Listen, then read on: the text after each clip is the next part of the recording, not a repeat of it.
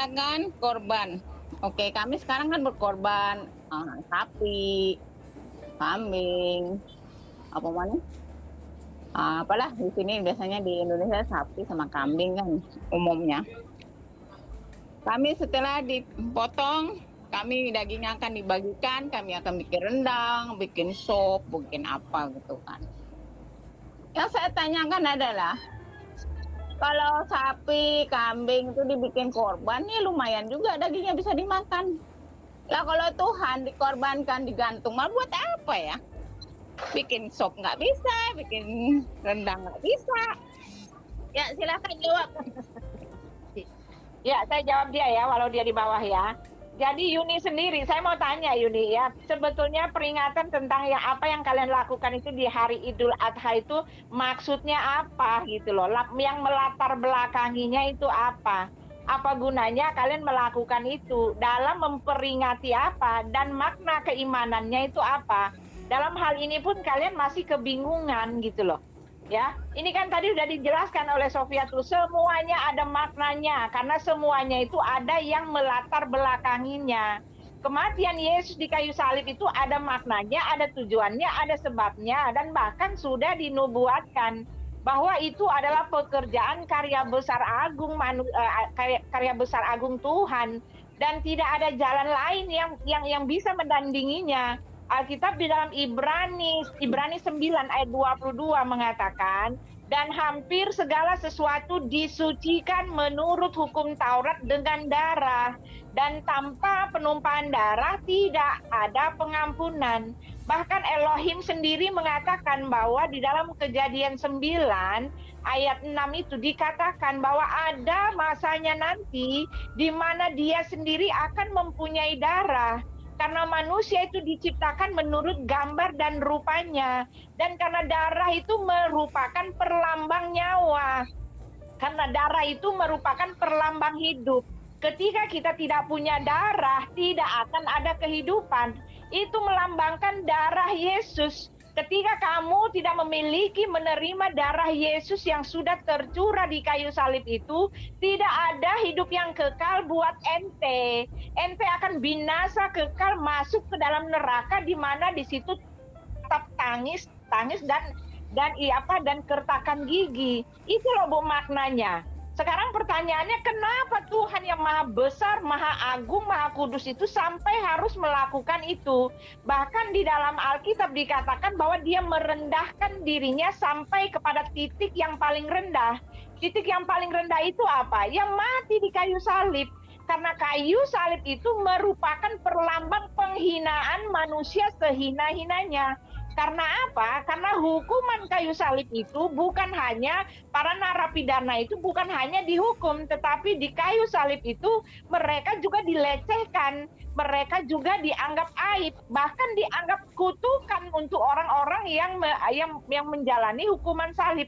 Dan bahkan Tuhan melakukan itu semua. Itu semua ada sebab akibatnya, Ibu Yuni. Karena apa? Karena tidak ada jalan lain. Karena semua dosa-dosa Bu Yuni itu harus dihukum.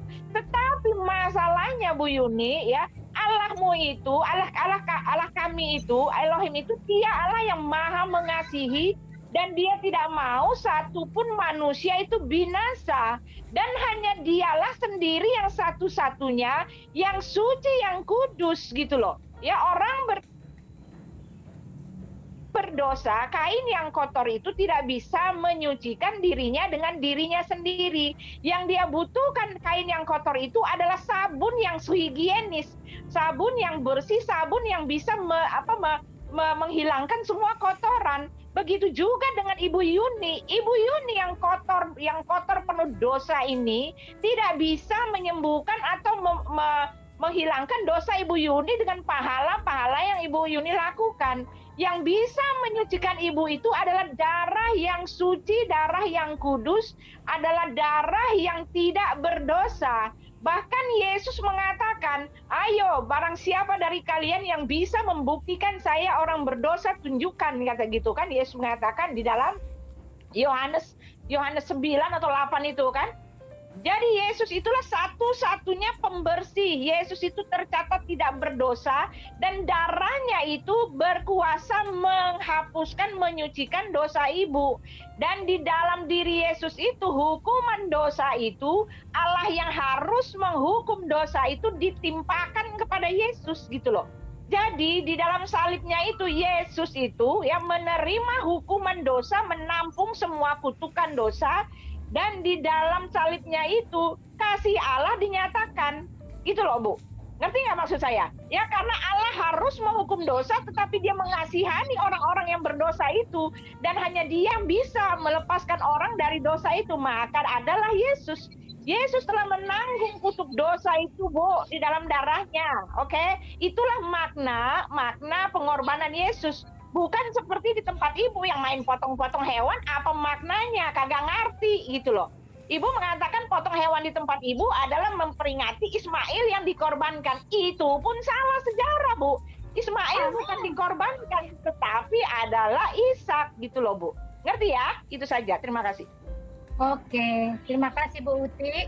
Penjabarannya, Pak Erben ada yang mau ditambahkan, Pak? Mungkin bisa menambahkan.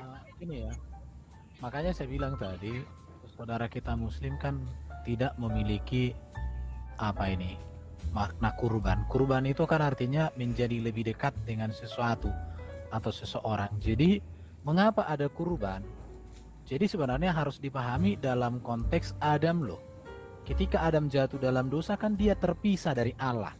Maka ada kurban, artinya Allah mendekatkan diri. Makanya di dalam Alkitab itu Allah yang mendekatkan diri kepada manusia sebelum diusir dari Taman Eden. Inilah makna kurban itu. Jadi pendamaian, penebusan, pengampunan itu yang ada di situ. Namun setelah diusir dari Taman Eden, manusia juga harus mendekatkan diri kepada Allah melalui cara yang sama, yaitu melalui kurban juga. Kita lihat ini. Jadi makanya di dalam perjanjian lama tidak ada penebusan, tidak ada pendamaian dengan Allah, tidak ada keselamatan tanpa ada pengantara kurban melalui darah di situ. Dan ini ingat, ini perlu saya tunjukkan ini, lihat. Adam ini kan yang pertama itu kan dia korban itu. Yang mengorbankan itu Allah sendiri loh yang memulai kurban pendamaian itu. Apa itu yang mendekatkan. Kemudian ini ya, sebentar. Ini yang terakhir yang melakukan itu ya Allah melalui Yesus Kristus. Mengapa harus binatang? Kita lihat, korban Kain ditolak karena bukan korban binatang, tidak ada darah, melainkan tumbuh-tumbuhan. Itu sama persis dengan apa yang terjadi pada Adam. Adam kan ketika jatuh dalam dosa, apa yang mereka lakukan pertama? Memakai pakaian dari dedaunan. Tapi itu tidak bisa menyelesaikan dosa. Sampai Allah sendiri datang, mengorbankan binatang, kulitnya jadi pakaian mereka artinya. Jadi memang sejak semula sudah disebutkan bahwa manusia berdamai dengan Allah lewat adanya kurban. Yang pertama dikerjakan Allah, dan kemudian manusia mengerjakan itu mengikuti prototipe yang sudah dibuat oleh Allah itu sendiri. Dan Yesus yang terakhir. Jadi yang pertama sudah dikerjakan Allah, yang terakhir dikerjakan Allah. Setelah ini maka tidak ada lagi kurban, karena Kristus menjadi kesempurnaan dari seluruh hukum kurban. Tapi saya maklum kalau saudara-saudara Muslim tidak memahami ini. Kenapa? Karena kalau mereka udah paham, mereka nggak akan jadi Muslim. Kalau mereka, selama Ibu Sophie kalimatnya tadi apa itu? Selama mereka tidak percaya kepada kitab perjanjian lama dan perjanjian baru, maka selamanya mereka begini, bingung. Makanya bagi mereka korban itu bagi-bagi daging. Lihat ini, Adam, Habel ini ya. Kenapa Habel diterima? Karena binatang. Nuh, kurban juga. Adam, Yakub, Musa, Israel, sampai datang Yohanes Pembaptis, puncaknya Yesus Kristus. Jadi di dalam kekristenan itu kurban itu jelas maknanya apa, latar belakangnya apa, nilainya apa, ada. Jadi bukan kurban potong binatang bagi-bagi daging, khususnya orang yang jarang makan daging langsung begitu. Bukan begitu ya. Oke, saya pikir itu dari saya, udah cukup. Terima kasih Pak Erben. Pak Erben sedikit, tolong singkat Pak. Tadi walaupun caranya kurang terhormat, Bu Yuni mengharapkan, oh apa bagusnya Yesus itu dikorbankan tapi nggak bisa dimakan gitu. Loh, Yesus itu bukan hanya lebih daripada nilai makanan. Karena korban Yesus itu berbicara 4 hal. Yang pertama, karena dosa manusia terpisah dengan Allah. Di dalam Yesus manusia didamaikan dengan Allah. Itu yang pertama. Yang kedua, karena dosa manusia dikuasai iblis, melalui Yesus manusia menang atas iblis. Karena dosa manusia mengalami maut, kematian, di dalam Yesus manusia dihidupkan, didamaikan dengan Allah. Karena dosa manusia mengalami kerusakan, kehancuran daripada apa? Karakternya, sifatnya. Di dalam Yesus kita diperbaharui. Inilah tujuan pengorbanan Yesus. Jadi tujuan pengorbanan Yesus bukan tujuan bagi-bagi daging. Bukan tujuan untuk bagi-bagi daging ke tetangga. Bukan itu tujuannya. Kalau bagi-bagi daging itu remeh-temeh. Kalau Ibu Yuni mau daging, hubungi kami biar kami kasih.